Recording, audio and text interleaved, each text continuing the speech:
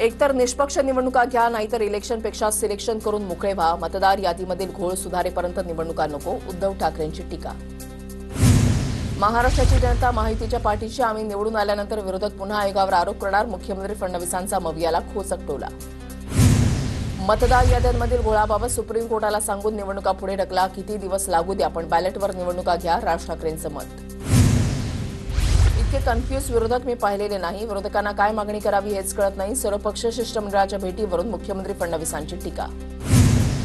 माहितीच्या 232 जागा जिंकूनही महाराष्ट्रामध्ये सन्नाटा होता. मोठ्या विजयानंतरही शांतता. हे कसलं द्योतक? मतदार याद्या न दाखवणं हाच पहिला घोळ. राज ठाकरेंची टीका. विरोधकांना निवडणुका जिंकण्याची खात्री नाही. सन्नाटा त्यांच्याकडे आहे, आमच्याकडे नाही. निवडणुकीमध्ये पराभव झाल्यावर आयोगाला दोष देतात. उपमुख्यमंत्री एकनाथ शिंदेंची टीका. निवडणूक आयोगानं जाहीर केलेला कार्यक्रम रद्द करा. सर्व राजकीय पक्षांचे एकमत होत नाही तोपर्यंत निवडणुका घेऊ नका. राज ठाकरेंची मागणी.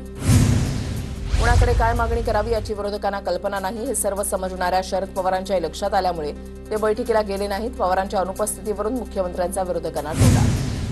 पाऊस आला की विडकं बाहेर येतात. विरोधकांचंही तसंच झालंय. सर्वपक्षीय शिष्टमंडळानं आयोगाची भेट घेतल्यावरून प्रवीण दरेकरांची टीका. आयोगाला भेटायला वेळ, पण शेतकऱ्यांच्या बांधावर जायला वेळ नाही. दरेकरांचं टीकास्त्र.